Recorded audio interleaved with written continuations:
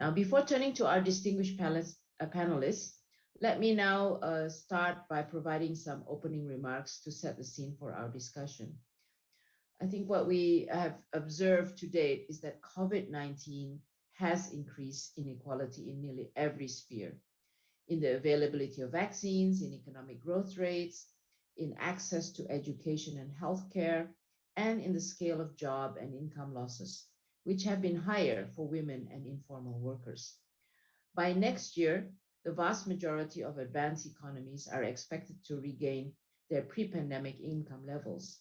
Yet, because of divergent growth rates between developing and advanced countries, 40% of emerging markets and developing economies will remain below their 2019 levels, including more than half of the fragile and conflict-affected areas and three-quarters of small states. In our latest Global Economic Prospects report, which we launched on the 11th of January, we dedicated a whole chapter on the topic of inequality. And the main findings are that inequality in incomes between countries is rising to levels not seen in a decade. And this is, pre-pandemic, we were seeing a convergence actually between developing and developed countries. And now we fear that this trend is going to be a divergence between developed and developing countries. And that within country inequality is also higher, because of severe job and income losses that affect the poorer and more vulnerable groups more, including low-income groups, youth, women, and informal workers. These trends should worry us all. Countries with wider income gaps obviously face greater risks to social and political stability, making crisis more likely, while also making it harder to achieve sustained economic growth and development. We know from history that much smaller setbacks in development have left scars that were felt over generations. In Burkina Faso, for example, poor nutrition in pregnant women, resulting from a decline in rainfall, has been associated with a decline in the cognitive ability of their children. During the financial crisis in Mexico and Southeast Asia during the 1990s, families were more likely to pull their children out of school if the household breadwinner becomes unemployed. Reversing inequality will not be easy. Disruptions to education caused by the pandemic could have a longer-term impact on job and income prospects for low-income households. That would set back intergenerational mobility. Not to mention that learning from the Ebola crisis, more girls do not return to school compared with boys, which would be a setback for gender equality. Meanwhile, high inflation and surging debt could hinder the ability of countries to support vulnerable groups and facilitate recovery. The situation requires forceful policy responses from governments as well as global responses. First, a rapid vaccine rollout and redoubling efforts to implement reforms aimed to boost productivity growth can help reduce between country inequality. Second, continuous support to groups hit hardest by the pandemic can ease within income inequality when it is combined with broader efforts to reduce inequality of outcomes and opportunities. Measures to broaden access to healthcare and education, infrastructure, technology, and finance can contribute to a more level playing field in terms of opportunity. The global community must support the national effort by accelerating vaccine distribution, debt relief where it's most needed, and maintaining an open and rule-based trade and investment climate. With those opening remarks to try to set the scene, let us now turn to our distinguished panelists for their opening remarks on the topic. Let me first turn to Alejandra for her remarks. Over to you, Alejandra. Thank you very much, Mary, for such an interesting introduction. I would like to first of all say hello to my colleagues in the panel, to Branko and to Sophia. This is going to be a very interesting discussion. I look forward to the conclusions and the conversation that we will have. I would also like to thank Mark Rowland and and Peter Siegenthaler, that are the managers, the World Bank managers in Colombia and in the region, for inviting me to this panel. So to start with my opening remarks, I would like to say that definitely it's extremely interesting and pertinent at this moment, the conclusions from not only the global economic perspectives, but specifically, as Mary, you were saying, the chapter about the impact of COVID-19 on global income inequality. In that sense, we do, especially, we understand, and it's fascinating to see the considerable amount of inequality between countries and the modest increase in inequality within the country. In the case of Colombia, that has been the case as well. We receded to 2011 levels in the Gini coefficient, which I will talk about a little bit later, and that's the same with the poverty indexes. We were on a really good track in the last 5 or 6 years of poverty reduction and extreme poverty reduction, and that was reversed drastically during the 2020 levels. We are very worried about the long-term income inequality within the countries, which is one of the conclusions of the panel, and that's why in the following discussions I will elaborate on some of the actions that we're taking as a government, not only in the short term to protect the vulnerable population, but in terms of the disparity in income, in the education levels and the access to public services, such as internet, is I think some of the medium-term goals that we are focusing on as a country. Colombia is, in terms of Latin America, we're now considered a medium-level income country, but we still have one of the highest Gini coefficients in the region. In that sense, the fact as a government, we started this government in 2019, and our national plan, the goal was actually to reduce inequality. That was the highest objective. It was a plan to reduce inequality, and our biggest impact indicator was going to reduce the Gini coefficient from 0.51 to 0.47. In that sense, we had actions in terms of massifying education gratuity, seeing how we could formalize. We have a very informal economy. 60% of our economy is informal. We had ambitious goals in terms of gender disparity, in terms of inclusion of more vulnerable groups in the social transfer programs. When the pandemic hit, we were doing as an economy really well, and these indicators were actually, everything was going on track. But we had to very quickly anticipate the impact of the pandemic on, especially the more vulnerable population. So what we did is that we very quickly redesigned the conditional transfer programs. Well, we strengthened the conditional transfer programs, and we created a non-conditional transfer program called Ingreso Solidario, which in a matter of 1 month had identified a vulnerable population that was not covered by conditional transfer programs or by other social programs. So that would be like the group of the population that had enough income that they didn't have access to all the social programs, but they were going to be the hardest hit once the economy closed down. And this program had to go in 1 month from an objective of 300,000 to up to 3 million at the end of 2020. And I think that's one of the biggest lessons that we learned is how can we do a program that can protect the vulnerable population, not the poorest population. Of course, we have to protect the poorest population, but also the population that is most at risk at falling in these types of crises. So I will elaborate a little bit more on the other programs during the discussion, but I do think I would like to close with remarks that for the coming years, for us, it's very important in the short term to be able to maintain the reactivation of the economy, but hand in hand on how do we continue to protect the more vulnerable population. It's not a question of either or. We put all the public resources in reactivation. We can do as much as we can, but we can't let go of all the social programs that we developed during the pandemic, because we still have to accompany the most vulnerable population until we reach at least pre-pandemic levels, which we hope to do during this year in 2022 in terms of poverty. And also thinking in the medium term, how do we increase that access and that quality of education so that we reduce the gap that happens during the pandemic with the lack of in-person education and access to other public services, such as internet, such as infrastructure, such as other public services, which will continue to reduce the intergenerational poverty gap in the medium term. Thank you very much. Thank you, Alejandra. Can I now invite Branko to provide his opening remarks?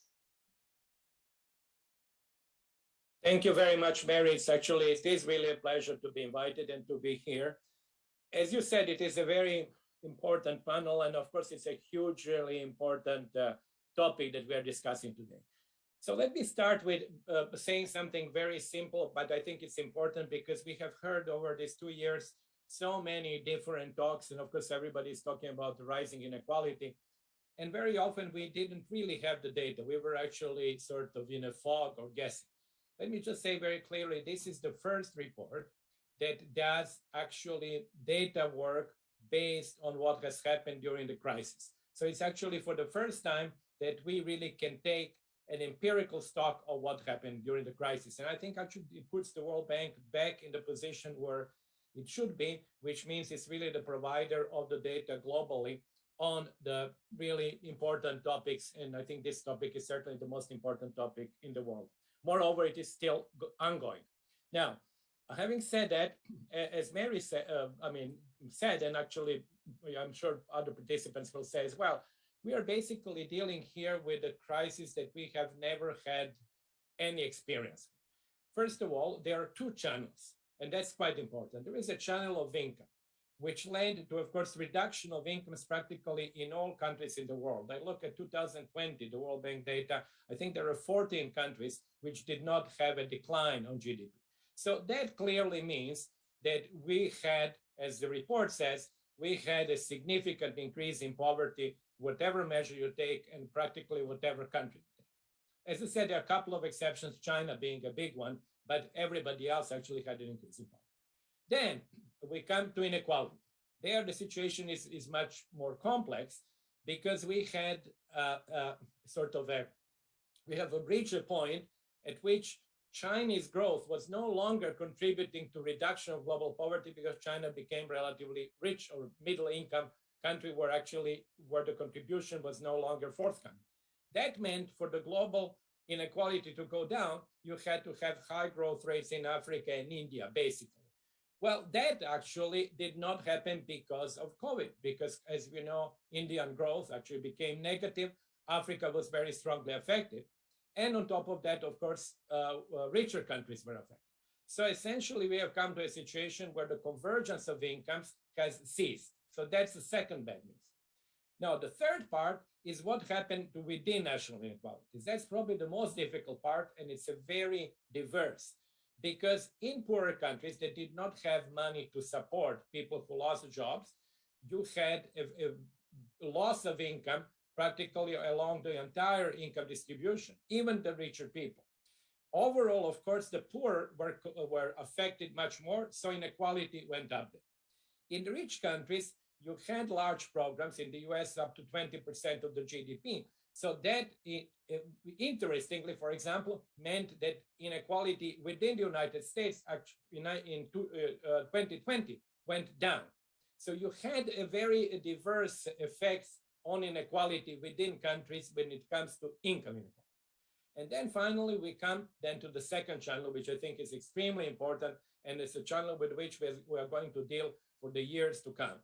And this is first what the crisis has revealed, a huge difference in access to vaccines and actually access to health and actually access to life between the rich and the poor countries.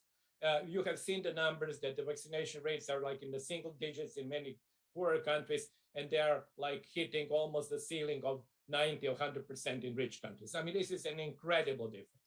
Then we have had education that was already mentioned by Alejandra and by Mary, but the education effects are going to last, as Alejandra said, for years. And I don't want to be like a Cassandra here, but if you look, for example, education effect of the Chinese Cultural Revolution, this is very similar. You have had millions of children who actually did not go to school and didn't go to school on a regular basis. So that's yet another channel which would actually stay with us for a long time. And then, of course, the channel of the change is another one is about work and labor. That would change also because some jobs have been lost, other jobs will come. There will be also globalization of labor ability to work remotely. So we really have had a tremendous change in our lives, and of course, tremendous declines or tremendous revealing of the underlying income inequalities of which we may not have been aware before the crisis. So I think I again applaud the report. I think it's actually great that we now have data on what actually has happened. So that would be for me for the opening, and I'm sure we will have more discussion on all these topics. Thank you, Branko. Those were excellent remarks, and thank you for appreciating the data and the work that we have been doing. And really, it highlights the issues and the problems. And the bigger discussion is what needs to be done. And we heard earlier from Alejandra what Colombia has tried to do. So before we go back, now later on we'll come back to what should be done, a kind of question. Let me now turn to Sofia for her opening remarks.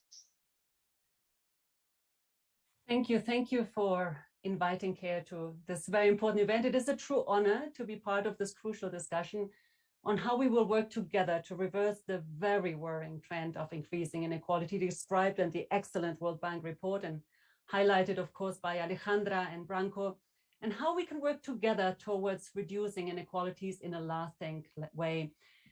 I'm here as a practitioner. At CARE, we put gender equality at the heart of everything we do: humanitarian action, response to and recovery from COVID, and the long-term development interventions for economic justice. And far too often, women and girls fall through the cracks of policy interventions and responses to crisis, and through the cracks of these dialogues. They often remain invisible.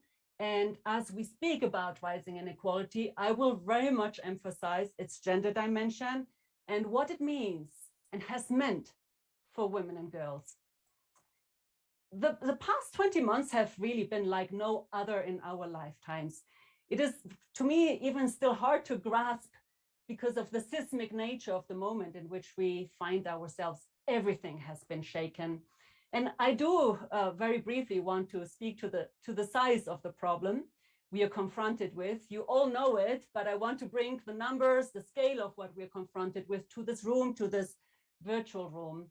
And I also would like to then speak about what this moment demands from us. In fact, at this very unprecedented time, what we probably need the most is collaboration across the sector: government, academic, the World Bank, and NGO like CARE, between and within organizations, because that is probably what is mostly required, and that's why I'm so thankful to be here today.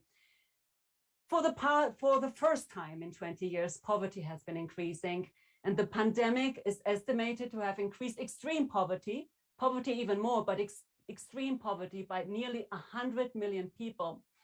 And in 2021 alone, 235 million people needed humanitarian assistance and protection.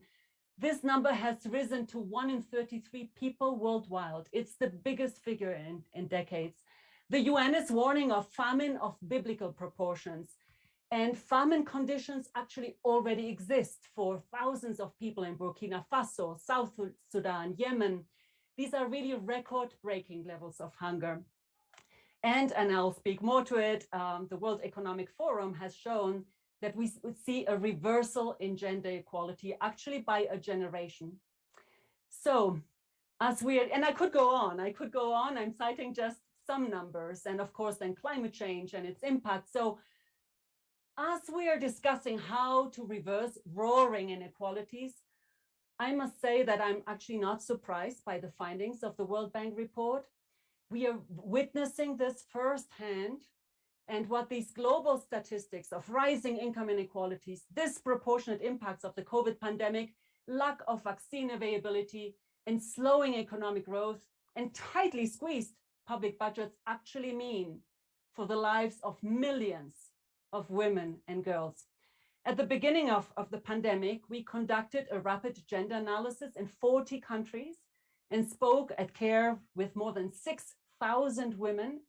And these women include women who have lost their income and livelihoods, frontline healthcare workers, subsistent farmers struggling amid very prolonged droughts, those living in conflict, and those also suffering the shadow pandemic of gender-based violence while locked at home with their abusers.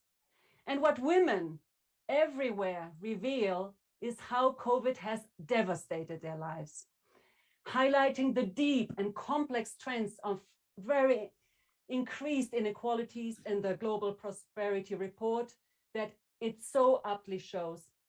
Of course, structural inequalities have existed before the pandemic, but COVID has exacerbated them, fueled them, and reversed progress on gender equality by a generation. Women who already face discrimination, those in poverty, those in the LGBTQI community, and those who are disabled have felt the biggest impacts. We have historic opportunity to finally tackle structural inequality as the only route to a more just world. This moment must be a wake-up call, a starting point for a better, gender-just, green, resilient, and inclusive future. And this is encapsulated in IDA 20, and it can become a reality. We will talk more about how in the next round of questions. But of course, vaccine delivery, building forward in a gender equitable and inclusive way, and fostering the economic justice for women is, of course, in the forefront for us on this front. I'll talk more about it when we have a chance. Thank you. Thank you, Sophia, for your very impassioned plea for us to really look at the impact on gender. And I think this has also been the main thread of many conversations, just because the pandemic has impacted women more than men. And you listed some of the data. I think the other two that I would add is that our household surveys show that because lower income with lower incomes, people are eating less, and women eat less than men because they are basically usually sacrificing for the family. And the health aspect, right? As people focused on vaccines, there was less resources available for women health services, and that's also had really a major impact on women. So I think we've had a good series of opening remarks. We have set ourselves to a good setting of the scene for really going more deeper into this very important topic. Let me start our panel discussion with Alejandra with the experience of Colombia. I know that in your opening remarks, you started to talk about the social assistance program in Colombia, and how you had to go from 300,000 to 3 million. And this is also what has been experienced by other countries. Social assistance programs used to be only focusing on the very poor, but with the crisis, as you said, we have to broaden it, and we actually have to be adaptable. So if you could just share, how could you actually scale up very quickly from 300,000 to 3 million? Was it the fact that you had a digital ID, or how are we better able to target a broader group? Because nowadays we are talking about the need for more adaptable and flexible social protection programs that can deal with different types of crisis and different impact in different groups. So that would be very interesting for us to hear how you were able to implement this and what were the learnings from it. And also the informal sector. That's kind of the big question we hear everywhere in the developing countries. How do we address the informal sector? Because we don't have data on them. We don't know where they are. And finally, maybe if you could also share on education, how did you deal with learning issues and so on the education front, just to share the Colombia experience. Thank you. Thanks. Thank you very much, Mary, for the question. Yes, definitely. So as I said in my introduction, we were having like a very sort of slow but encouraging reduction in poverty. For example, in 2012, our monetary poverty was 40.8%. It had gone down in 2018 to 34.7%, 2019, 35.7%, and then in 2020, it went up to 42.5%. So these are below 2012 levels, a very, very important increase in poverty. But during this increase, which we knew was going to happen, what we did is try to see how we could very quickly create and strengthen programs that would envelop a much broader portion of the population than just what's covered right now by social programs, and especially the conditional transfer programs, which are the biggest one is called Familias en Acción, and it's for families who have a child, and it has to do with incentives for keeping them at school and keeping them with their health checks, etc. Familias en Acción is given to 2.4 million families, right? 2.4 million families. But just to give you an example, Familia en Acción, which was created over 10 years ago, took at least 8 years to get to the size where it is right now. And that's 2.4 million families. And that's the same with Jóvenes en Acción, which is the other big conditional transfer program that we have here, which is for young adults to be able to sponsor their education or vocational training. And that right now we have only, well, not only, but we have 500,000 students or young adults in this program. Ingreso. So at the beginning of 2020, we had one program, which was the reverse of the value-added tax. So Colombia has a 19% VAT tax. And in January, before the pandemic hit, I mean, it had started globally, but it hadn't come to Colombia yet. We passed a law where we're going to implement a return of the value-added tax on 20% of the poorest population. And that return of the value-added tax was very small. It's just $10 a month, right? But that we're going to start originally with only 300,000. And we hadn't even thought of the other big transfer program, which is Ingreso Solidario. When the pandemic hits in March, in April, we very, very quickly come together, the social program, the Ministry of Finances, and us as the planning department, because we're the ones who are in charge of the design of these social programs. And we quickly think, okay, how are we going to do to protect the most vulnerable population? We couldn't continue with the traditional way that things were done. Familias en Acción was still being sent through a typical wire transfer or with big cash box that would come to the cities. We couldn't work around that, but we had to, for example, think creatively on how do we access that vulnerable population. But there's a secrecy component in the International Data and Statistics Organization, the DANI. So what we had to do is sit with DANI, which is the statistics organization, and given the fact that it was an emergency, we would be able to cross the data to understand what is that vulnerable population that is not currently covered in the social programs. And then we have to do a meeting with all the communications companies and the companies that have fintech and banking by WhatsApp or by mobile banking. And that way, with around 12 banks, if I'm not mistaken, we developed a strategy to cross the vulnerable population with the mobile banking to be able to access these companies, this population via text message. And that way, being able to bring them into Ingreso Solidario, which is the program that was created just for the pandemic. Ingreso Solidario is a total of $40 per month. So it's definitely not life-changing, but we were thinking of it as a top-up for this vulnerable population.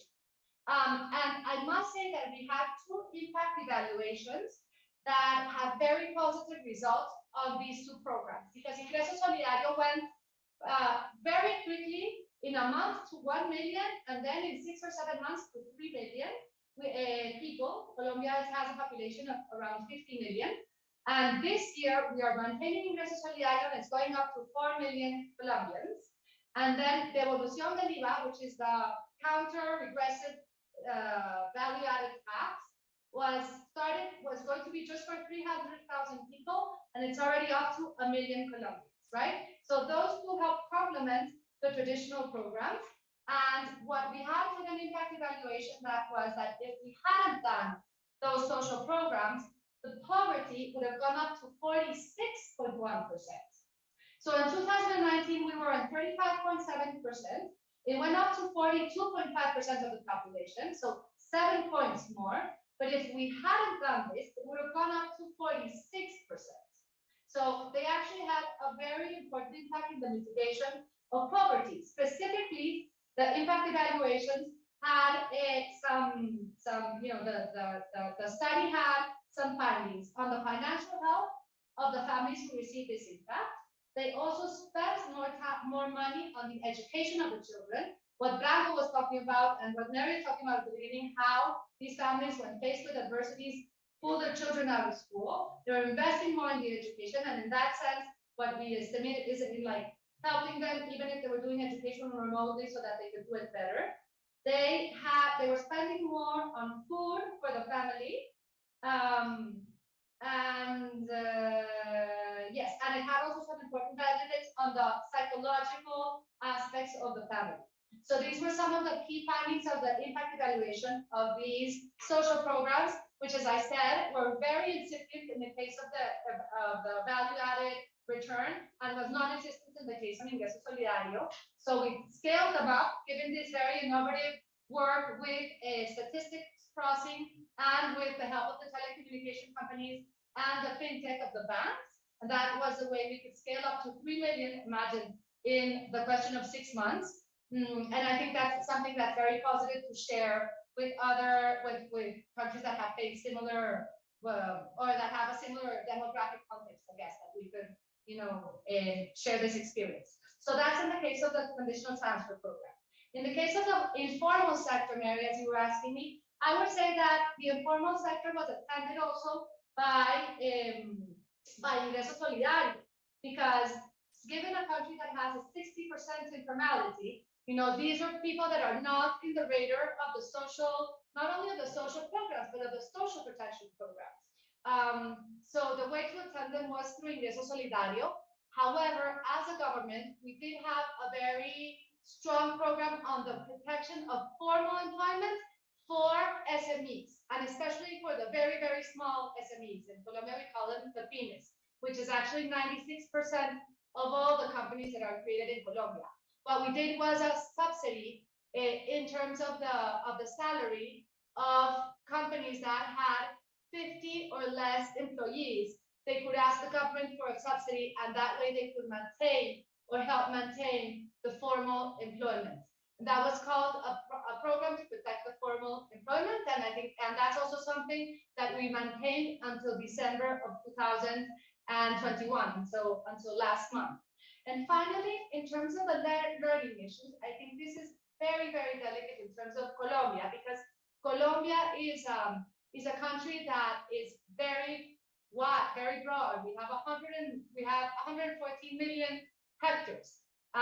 So, for example, in terms of internet coverage, there's only in this moment 56% internet coverage in the region. We still in the country. So when the schools decided to close down, what the general statistics say was that about 1/3 of the population of the students, we're talking about not university students, but primary, elementary, and high school students. 1/3 of the students were still connected to the classes.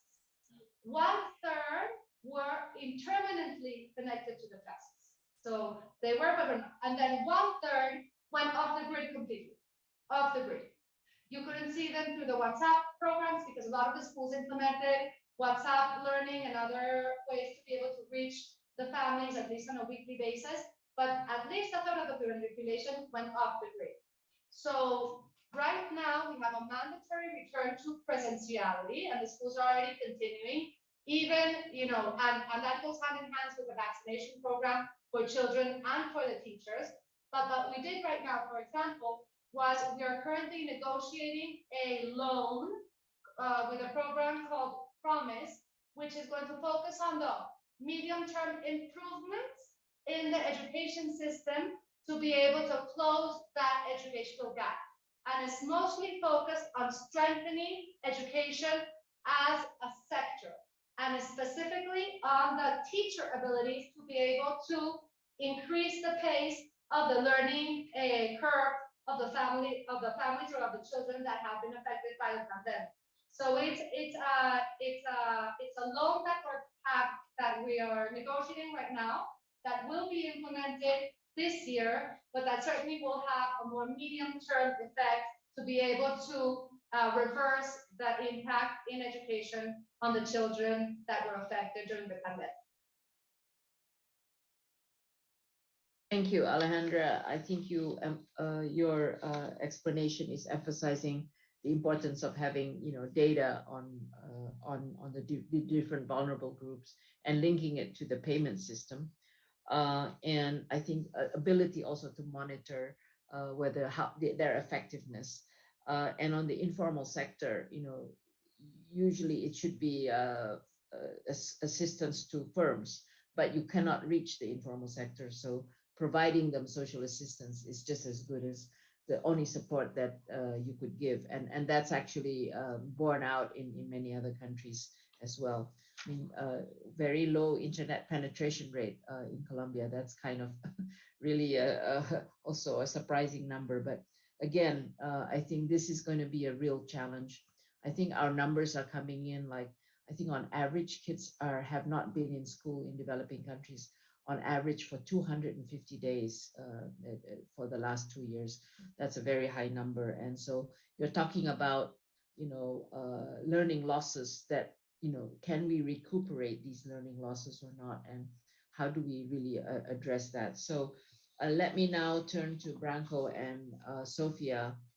So broadening the question beyond Colombia, we see evidence that pandemic has entrenched or even worsened existing inequalities within countries, which could affect social mobility and resilience to future shocks.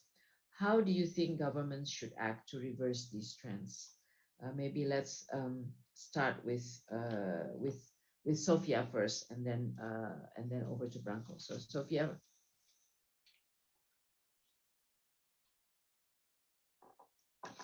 Sophia, you're muted.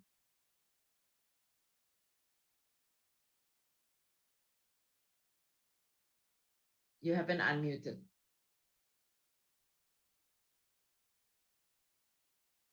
Yes. Me? Yes, now you're unmuted. Can you hear me now? Okay, thank you. Sorry for that. Let me start before I go maybe to governments, actually, to probably what is the first critical measure throughout the world, and that is ensuring equity in COVID vaccine delivery. And of course, that requires ramping up financing and ambition. And access to vaccines, and Branko flagged that as well, with Western and rich countries hoarding vaccine has, as we all know, been a horrific inequality. And we will not overcome this pandemic with national solutions alone. And increasing finance for vaccine delivery must be a priority. In fact, COVAX just investment case for the coming year to vaccinate 70% of the world's population. And for in-country delivery costs, additional funding will be needed. And that includes, of course, from domestic budgets, but also in the form of direct bilateral aid, not loans, direct bilateral aid and the full global cost of equitable vaccine delivery could actually be as high as 190 billion. But let me come to what governments could do. And I think, in the context of what I flagged earlier, in fact, the pandemic has reversed progress on gender equality by a generation. That means that women now will be waiting 135 years before the gender gap closes. And sorry, the video, I got a message that the video was off. So 100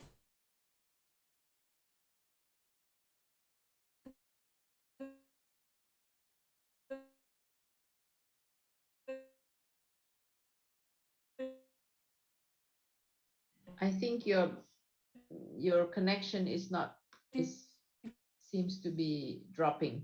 So try turning off your video. Actually, it might help. It might help the connection.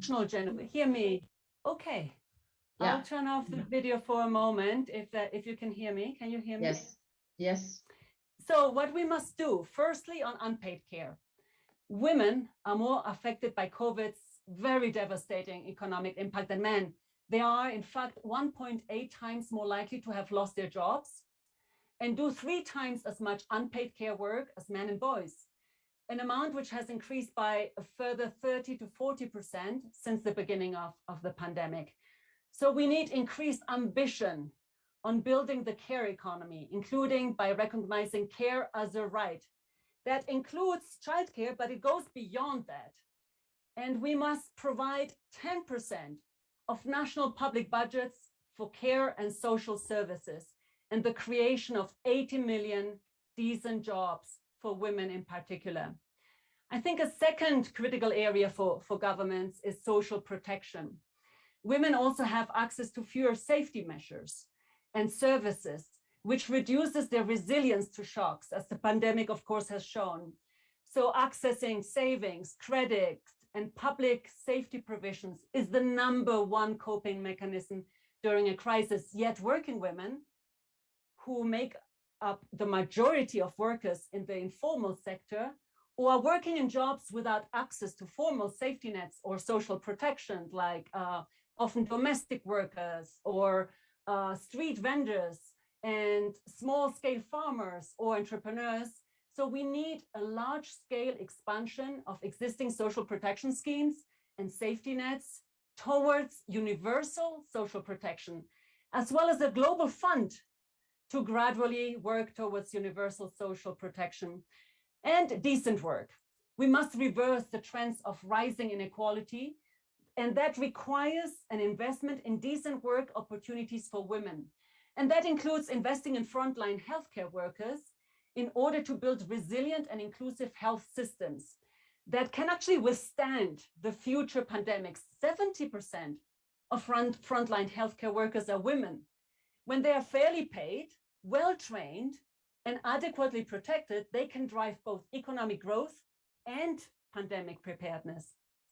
Another opportunity is also tapping into the potential of the transition toward a green economy and generating green work for women, which is actually an area that interests us a lot at CARE and that we are watching very, very closely.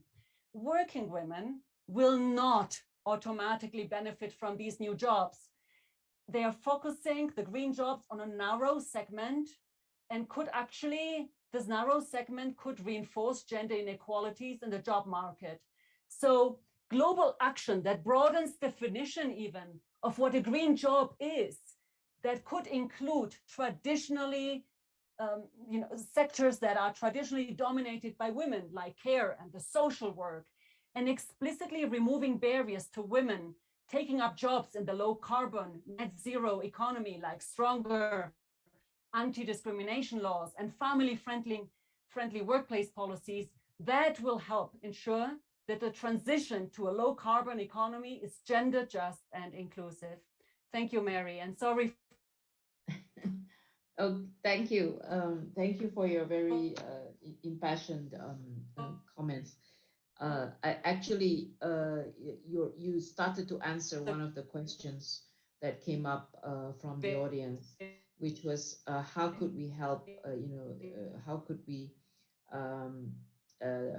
address the fact that the COVID-19 pandemic made more women jobless because they have to stay at home and take care of children, and what could governments do to cushion the gender impact because the care responsibilities fell disproportionately on women. But maybe if I can, you've answered some of what governments could do. Maybe if I could ask Alejandra and Branko to come in on this gender question.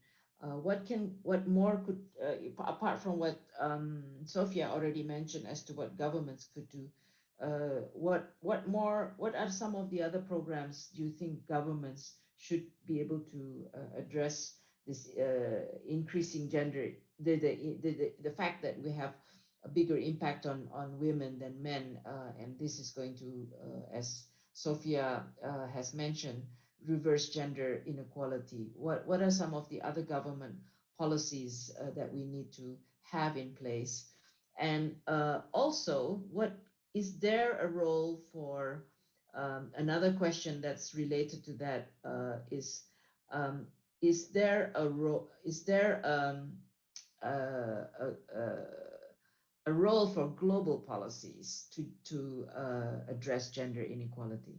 So I thought I would put those two questions from the audience together, just because Sophia started to talk about what we can do to address gender inequality. So let's.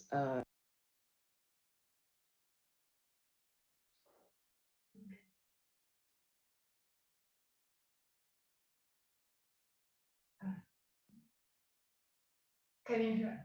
Mary, I think you're in mute. Sorry, did you hear what I just did you hear all that I said? But what could government or what government policies you could do to address the gender, right? Okay. As well as and global. If you can also, there's what can government, what more, Sophia mentioned a list of policies. What more could governments, what are some other policies that you probably from your own experience you thought could work to address the gender inequality? And if you can think of global, what is the global, we talked about vaccines, definitely that's a global policy. What's the global policy that we could think of? Well, I think if I can start just briefly with the context, as Sophia was saying, this happened in Colombia. So by definition, the unemployment rate between men and women unemployment rate is traditionally higher. It's about 5 points higher than it is than the male unemployment rate. But this rate actually increased during the pandemic. It went up to 7.7%. So from 5.3 to 7.7% was the unemployment gap between men and women. And obviously, as we all know, many factors explain it: the fact that children weren't going to school, the fact that they had to take care of the elders. So women were the first one to give up their jobs, so to say, to be able to help the maintenance of the family. In that sense, now with the reactivation and the numbers that are coming in, the economic numbers are pretty good. I think we're going to close 2020 with like a 9.7 increase in GDP, and we're looking towards a 4 to 5% increase in 2022. However, the employment rates are still lagging behind, and that gap between women and men is also still increasing. We, as an economic analysis that we do is that we think that as a country, well, right now with Omicron, everything is sort of in a standstill, but as the vaccination continues and the sectors that have more employment of women and the younger population, we also have a very, very big increase in unemployment for youth or for the younger population. As the sectors such as tourism, restaurants, and all the other social services opened up, we hope that gap between men and women will start to decrease. However, while this happens, there's a short-term policy that we implemented in September, which is a subsidy in the salary of companies that hire women and young people. So if they hire someone who's under 28 years old, because the unemployment of people under 30 is very, very high in Colombia, then they get a 25% subsidy from the government in their salary. And if that person is a woman, even if they're over 28 years old, they get a 10% additional coverage in the salary. This is the equivalent of health and other social protection programs. Basically, that's what the government is subsidizing to be able to stimulate employment. And from the very recent data that we've gotten, because this is a program that was only implemented about 2 to 3 months ago, the numbers are, starting to pick up. So that's something that from Columbus example, we're doing in order to address the gender gap. But I think that in terms of, global policies that we can share and understand and see how we can implement, I think how we can strengthen the sectors where they have a strong female participation would be very useful. How are we going to get back to the reactivation in tourism? How are we going to get back to reactivation in the education sector? like sort of sectors that are where women have a big portion of the are a big portion of the labor force. I think that's something that would be very interesting to understand, and also in terms of the regulatory environment, so that we have a more equal sort of participation in general in the duties of the families, but also in the labor duties. So, for example, we just recently implemented in Colombia paid leave for men for the husbands of 5 days, and that was a huge controversy here. Not a huge controversy, but it's very debated, and it's 5 days versus what women have to take. I think all those evaluations and understanding of policies that make the care economy and an equal, sort of level playing field for women in the medium term is what's going to help us sort of be more resilient once another crisis like this comes around, and be better prepared as a society so that we don't have that gender gap that, as Sophia's numbers show, is drastic. Thank you, Alejandra. Branko, would you like to come in on this question? Well, I might not come exactly like to the question that you asked me, because I was going to say a little bit more about the global sort of response and what might be done.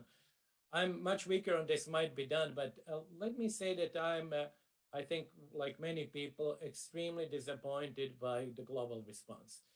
We have to put the things really up front and to say the truth. We have, let me just compare first. The expectations, as you know, there was this study done by Johns Hopkins and Economist Intelligence Unit that actually argued that just before the pandemic, it so happened, that the US, UK, and the Netherlands were the best prepared countries to face the pandemic. And nobody could have expected the US would have 1 million dead. We're basically there. I mean, this is a disaster. We are talking about up to 15 million excess deaths. This is like a global war. And then under conditions like that, we have had the WHO, I'm not going to criticize them, but they are generally considered not to have performed well. Secondly, we have an emergency of such proportions, which is very clear that unless the epidemic is also solved in the poor countries, you cannot solve it in the rich countries for obvious reasons, because people travel and the epidemic will spread. And very little yet has been done. And if you compare the immediacy of the problem and the number of people who were affected and the loss of a job and income and death, and on the other hand, you look at the climate change discussions, which have been going on for 20 years, you actually realize that the world has shown itself absolutely not ready to do certain things when the danger is so present in the media. And that, of course, leaves you very skeptical about the ability of changing things now. And it makes you, I think, very skeptical about the ability to address longer term problems like a climate change. And moreover, we are talking now lots about money. Everybody is like throwing numbers left and right. But somebody has to produce these numbers, and one doesn't see other than these pledges. I've been in this world for a long time. I remember working on East European countries. Every 3 months, the Western countries would pledge some billions. These billions would never show up anywhere, because there would be a combination of forgiveness of the loans which should be rescheduled, money which should come, which never comes. So we are again in this game of billions and billions. And eventually at the end of the road, I was recently talking to somebody about the climate change, where actually the total disbursements were 1% of what was pledged. So I'm afraid that what we are talking now is not going to actually come to any fruition.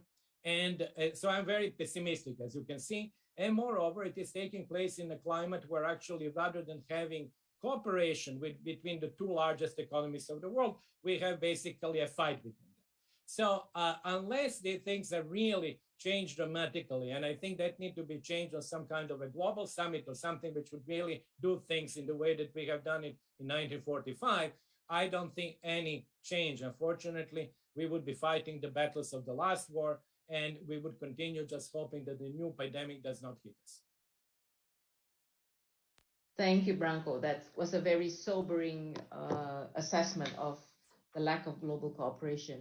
I think many of us would agree, and it's sort of, so what needs to be done On the vaccines, obviously, there's a lot that's going on, but still short of delivery. And a lot has to do also with the issue of supply, as well as the readiness of the countries themselves to be able to deliver vaccine. But I think you're right that there does need to be, people do talk about the notion of having a Marshall type of a fund that could be addressing whether these very global challenges, which are exacerbating inequality, obviously, whether it's climate, whether it's on the health, and obviously on debt. That's the other big one, on debt restructuring and debt relief.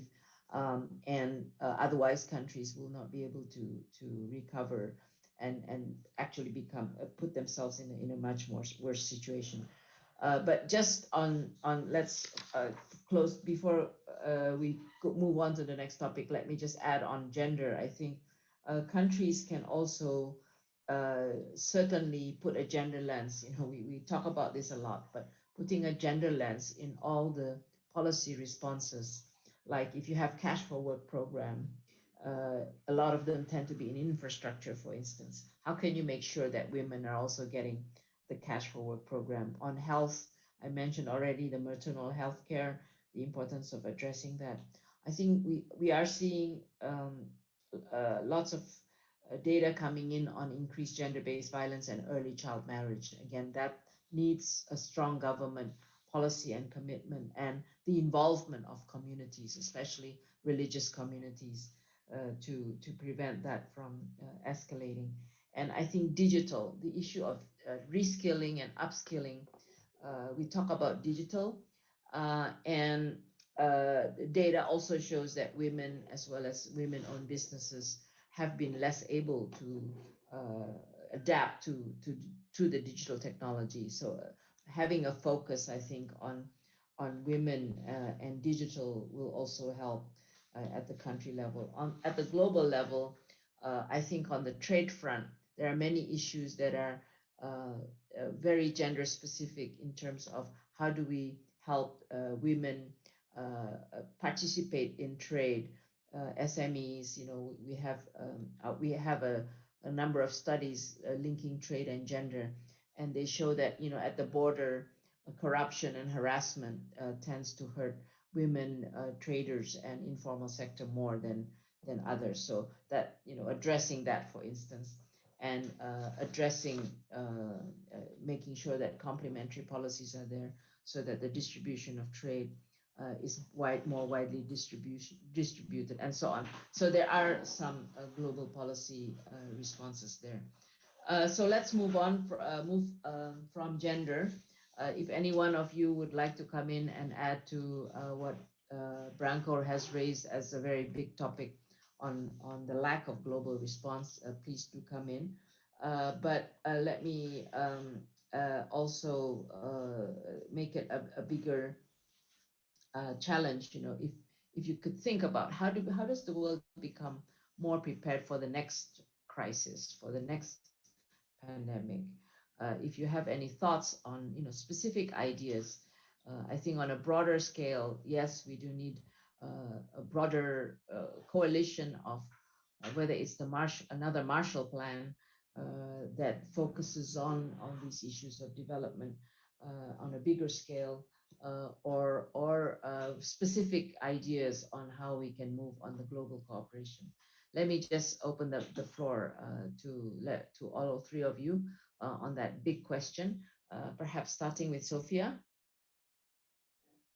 Mary, actually, let me come to the topic of participation and leadership. And if I may say, I may sound like a broken record, but actually of women's participation, because we actually talk about the poor, we talk about women and girls, we talk about those that are excluded and discriminated against, yet we often don't bring them into these dialogues.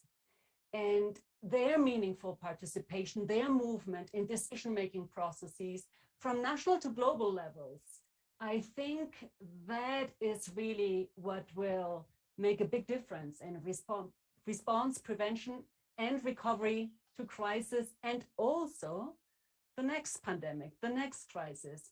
And that includes, I think, funding and involving feminist organizations and women's rights organizations in all of their intersectional diversity, and that in the design, implementation, and evaluation of policies. Actually, this point, I think, of participation of those that are feeling mostly the impact of this pandemic and any other crisis to come is really crucial. We often, again, leave it out in these dialogues. We will not get different solutions to inequality from the same actors that have not acted to address it now. So change is essential. We will not get different solutions if we are only involving always the same people. And there have been actually really good examples of positive leadership also from women during the COVID crisis, from New Zealand to Germany and many other countries. We also have evidence from that, from CARE's work, where we have promoted and encouraged women's leadership in response to emergencies. It has actually made all of the difference in achieving better results. When women lead in emergency responses, we have seen increased cooperation within the community, communities recovering fast.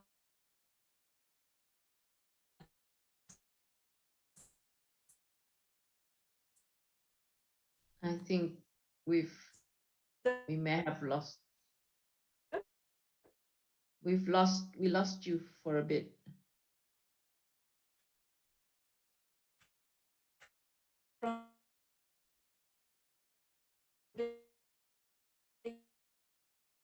I think she's really breaking up. I have stopped the video. But we can't. Yeah, okay, go ahead. Yeah, sorry. I think I was briefly muted by the host. Let me stop the video. What I was is that we must engage women in responding to disasters, to rethink also traditional gender norms in their communities, at home, because all the evidence shows that it is not acceptable that women are underrepresented in teams responding to COVID. We have published a report at CARE, which shows that of the national teams, government teams, responding to COVID, only 1/4 of those teams were women. And by excluding women from decision-making teams and platforms, we are making slower progress in overcoming this crisis or any other crisis. We will not get different outcomes with decisions taken by those that have gotten us where we are today. And again, with women being involved in decision-making, we can increase cooperation and we will have, we'll be better equipped to respond to crisis. And, you know, another critical point is of course, and we have that very much flagged at CARE, is again, this notion of women leading in crisis. We have actually a large campaign that is called She Leads in Crisis, and their participation must influence national governments, target the UN agencies, all of us target us, so that we can have better coordination mechanisms to fund and elevate women-led organizations in disaster preparedness. But let me also say, Mary, maybe to make another important point, and that is the global inequalities are really posing multiple threats to all of us, rich and poor, for social stability.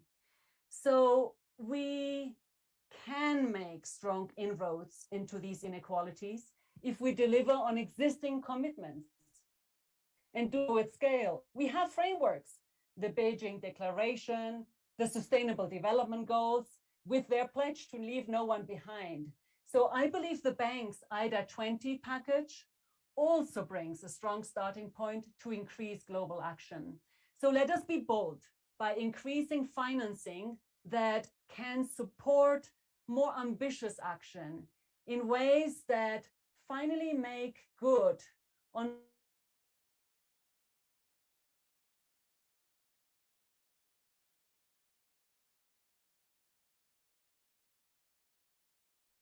I think we may have lost her, but I think she ended up with a good point about financing. I mean, whatever you're going to call it, whether it's, there is a proposal for pandemic preparedness financing, climate financing, and so on. I think let's if I can just move on, because I think we've lost Sophia. Hope she can come back in again. Just that broad question again, and there was a question directed to you, Branko, on this topic that I posed. Said, thanks, Branko, for this bit of reality check. Could I still press you to express a few more thoughts on what may work instead, if anything, and where would you put the first priorities of action?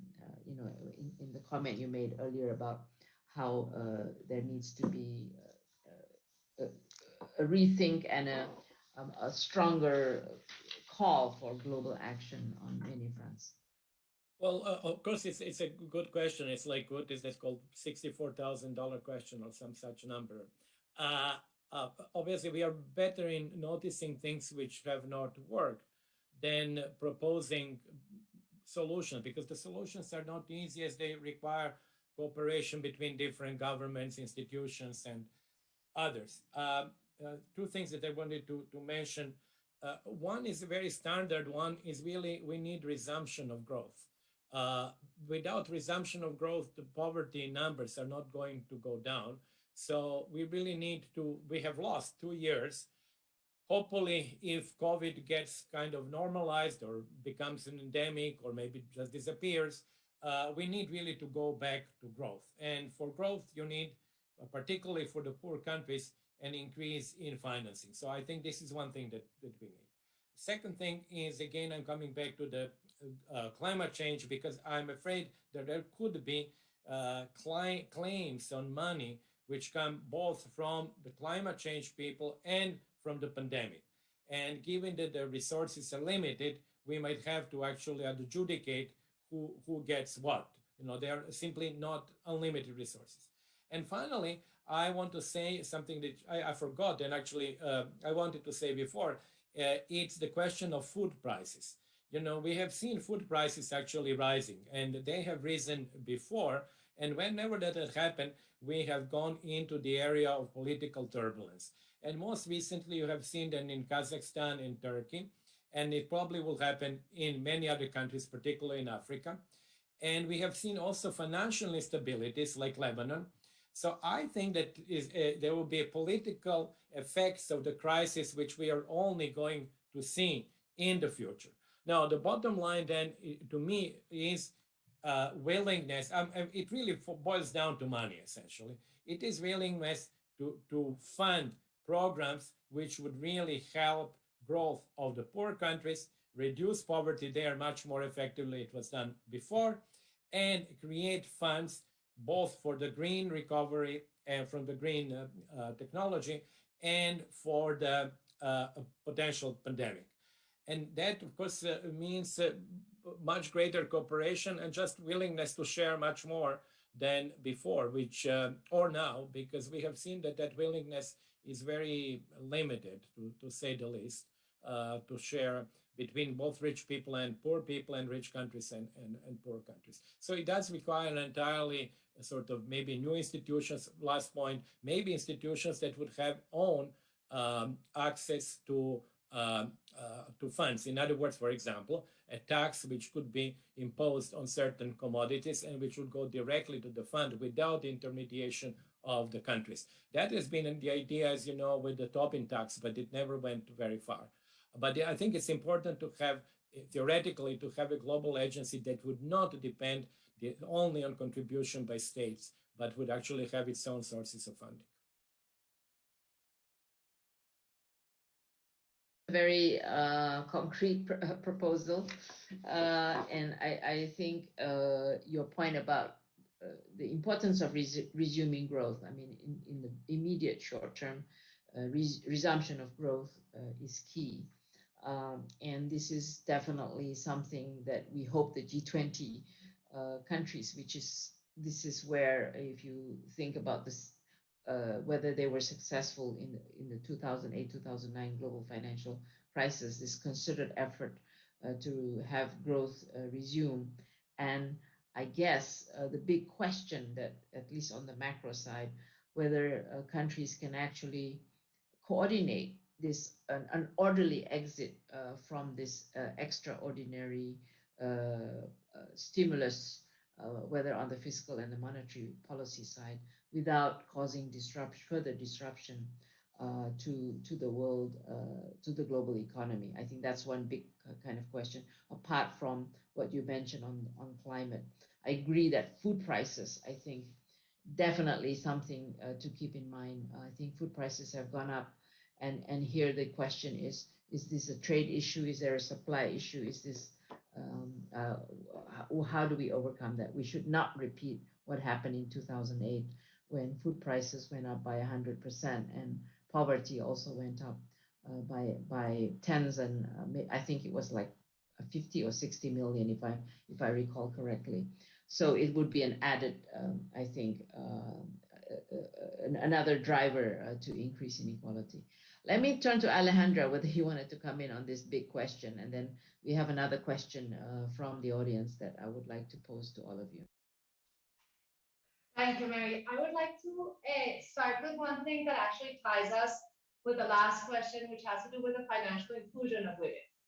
I think that this is something that, especially for developing countries, is a big challenge that we have right now. In general, inclusion, and I think the fact that the pandemic, at least in Colombia, our objectives for general financial inclusion were exceeded in the 4 years because of that push that we had to do with the monetary transfers, and in general with the digital transformation of the economy to be able to continue on remotely.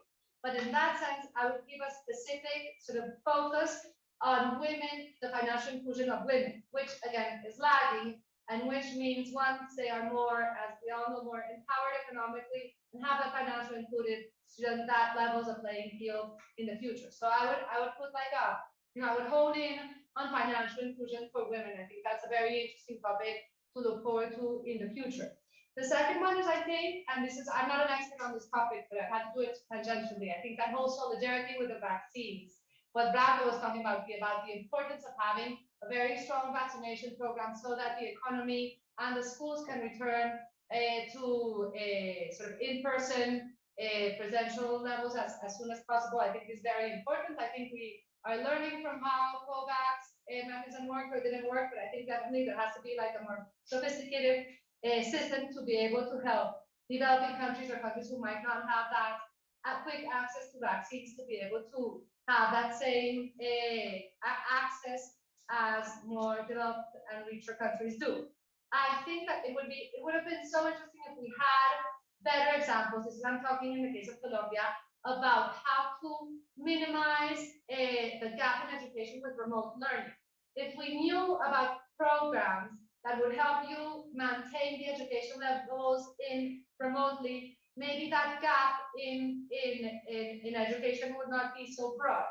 Right now, you know, when schools close down, and especially in the rural areas of Colombia, the classes were being taught via WhatsApp from the teachers to the mothers having to interpret the results in WhatsApp, send give the lessons to the kids, and then or the mothers or the fathers or the grandparents, whoever was in the school, and then return the classes on a weekly basis. They would do the rounds in the homes to distribute the learning materials, to distribute food if it was necessary. And I think that if we knew how to do that better, I think that would help us in another case if we had to have a shutdown. I think that something that's very interesting, or at least in Colombia right now, it's very innovative. I'm sure in other countries you're developing as well, are these results-based loans. The loan that I was talking about that we're doing with the World Bank for Education, PROMISE program, is a results-based loan. I think that having that implementation of these loans, specifically to strengthen programs such as education, programs such as access to public services, all those sort of like social infrastructure networks that we need to be stronger as nations if another pandemic hit, I think would be something very beneficial to lower development countries.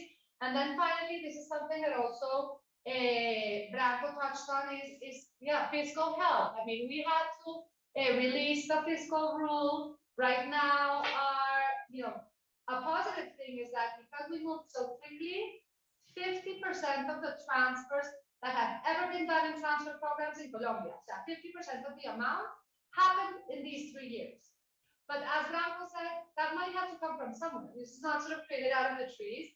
So actually, for example, our debt to GDP ratio skyrocketed to, I think right now we are going to close, last year it was 65%.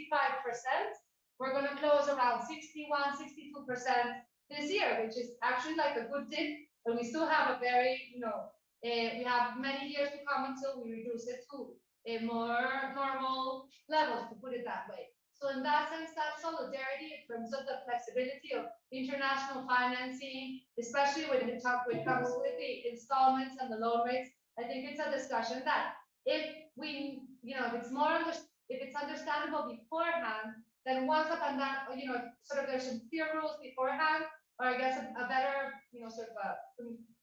understanding would be the word, then the countries could feel empowered to be able to make these decisions about the programs that will help the poor very quickly, which we did as a country, but because we were sort of solid fiscally. And now we're seeing, how we're going to, come back to normal levels. But that's not necessarily the case with other countries. I think Colombia was a big bet to spend that money very quickly to help the vulnerable population, but that's not something that you can always do. So I think that whole reflection globally to how we're going to help the poorest countries, the countries that have the highest percentage of the poor population beforehand, so that we can have these social programs implemented very quickly, would be sort of a very interesting lesson learned from the pandemic. Thank you, Alejandra. Let me pose, this might be the last question that we have time for, but I thought this is an interesting and good question. It's asking all of you to comment on the issue of youth, because that, we all know that the fact that, jobs, availability of jobs in this pandemic and not going to school and all that is affecting youth, it's affecting women and children and youth much more than other groups. Really, the question is then, how should we be addressing the issue of the inequality that's hitting the youth, and how should we have, what should be a good program, or what should be the approach for youth economic empowerment?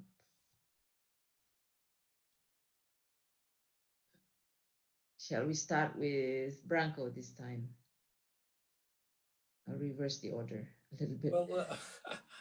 Well, thank you, Mary. Of course, I'm sure that, Alejandra, because she's actually working on the topic, I mean, as she really very persuasively explained what is happening and how women were affected in Colombia, would have many more ideas.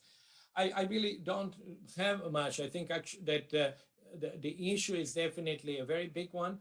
The numbers of classes and weeks of classes or months of classes that have been lost around the world is enormous. I actually don't think, again, that has happened to that extent anywhere. Even during the wars, you of course lose classes in countries that are affected by the wars, but in this case we had something which has really been global. So regaining that, I think it's very difficult. And of course the time passes, so you cannot actually put children who are like 12 years old, then go back to double the classes and to be with children who are like, 9. I suppose maybe the extension of the number of classes of the school year, that would require, of course, much more work with professors. I mean, you even see that, I can see it at the university level. Definitely our classes now are not the same as they used to be. The interaction between students is less. And let me tell you one gender element that I've noticed is that, for example, women ask many fewer questions, in my experience, in classes that are held online compared to when I had classes live. It is simply that actually with live classes, they may be a little bit shy in the beginning, but gradually as the class progresses, actually, I think there is practical inequality, and sometimes even women are more sort of articulate or they speak more.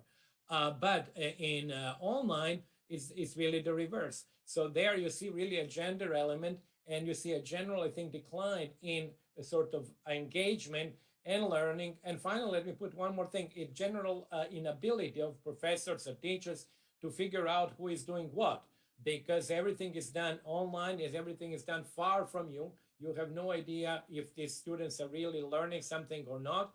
You're not even sure if the exams that they are doing them. So I think there are really here many issues that I really think we should really commission studies on finding out how countries that have been affected by wars, or I mentioned Cultural Revolution. It's not a joke. It's actually a thing which has affected millions of young people in China over almost 10 years.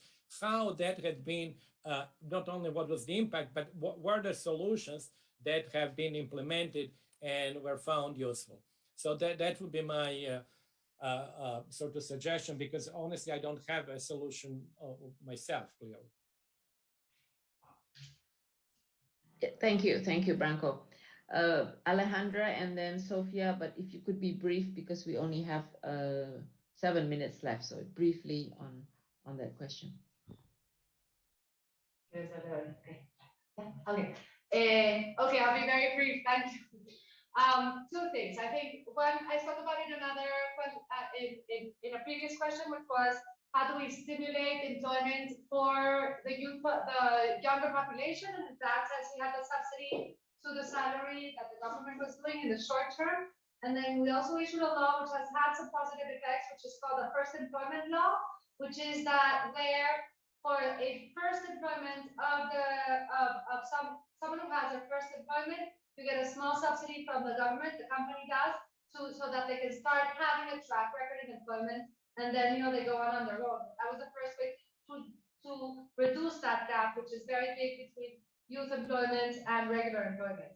And then the other thing that I think is very important, and right now more pertinent than ever, as you were saying, Mary, at the beginning, is a change in skills needed for the productive system, for the private sector. In that sense, upscaling, reskilling, but also through competencies. How do we reduce that gap between what is being taught in formal education and in vocational training and what is needed in the workforce? So I think that's something that has to have a very big sort of a focus in the medium terms in terms of education and vocational training. Thank you, Alejandra. Sofia? Yes, and hopefully this is working now. Let me know if it isn't. Yeah, I think this is such a critical question, because actually recent research by UNICEF and others indicates that young people are feeling very pessimistic more than ever before. And I think I want to come back to the issue of participation, bringing their voices in solutions, as I also mentioned earlier on women and girls, but for youth of all genders, that they really can participate in solutions at this very, very critical moment.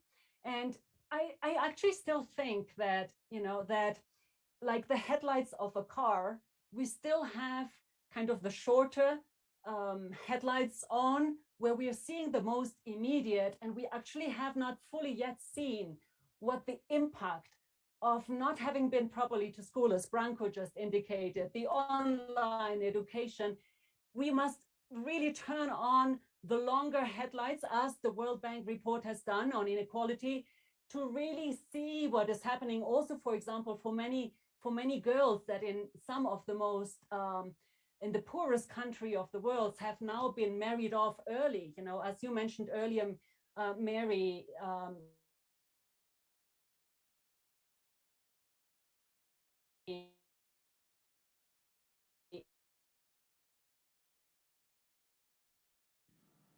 We've lost you, Sofia.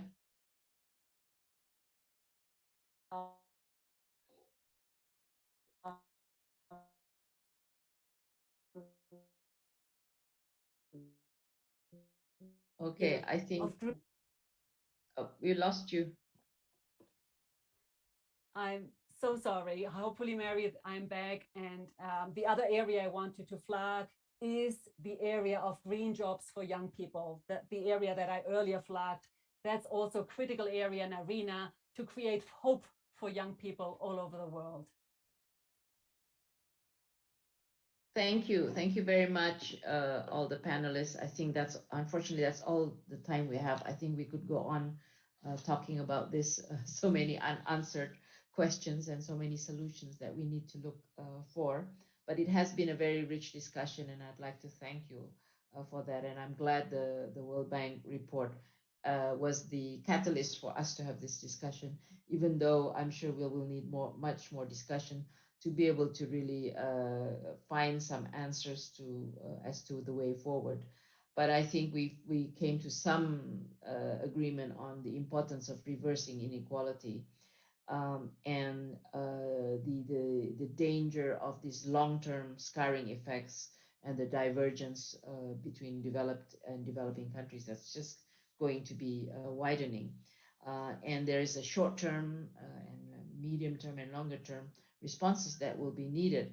But the immediate response, I think, does have to do with resumption of growth and addressing the immediate needs of protecting the vulnerable groups. And so I think there was a lot of discussion about the role of government and how they need to have effective policies. It does have to start with data, I think, knowing who are the vulnerable groups and having adaptive programs, whether it's for women or whether it's for the other vulnerable groups. And it's not just extreme poor anymore. How can you have adaptive programs that can address these different groups and different needs? And we need to monitor their effectiveness because we have limited resources. And I think the ones that World Bank has been struggling with developing countries is that we know you have to increase your spending on health and education if you are going to address these scarring effects, yet you have limited resources. So there is this whole discussion about how you must increase domestic resource mobilization, but at the same time, you also have to spend more on health and education. But I think in a world where you have limited resources, then it's not just about financing, because that's a lot of you mentioned financing, but it is about obviously combining financing with a better design policies and institutions that address the short term, but at the same time also address the medium term challenges and respond to building back a preparedness as well as stronger institutions, like as you are helping countries with the pandemic build out a stronger health system. As we are dealing with learning losses, let's think about how to build out a better education system and so on and so forth. So the final thing I would say on financing is that Branko raised a very, very important issue on this. Financing, it can't just come from government budgets or donors for that matter. There's a big discussion about, okay, the non-donor group, the non-donor sources of financing.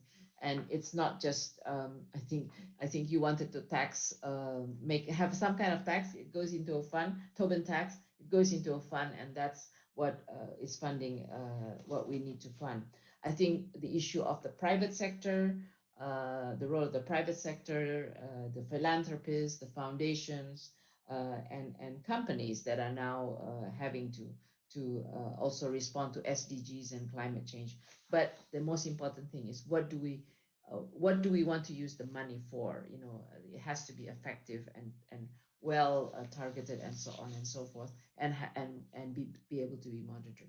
These are some of the big discussions that are going on. So we'll have to have another session with all of you to discuss more on this. And I would like to thank all three of you. You've been great.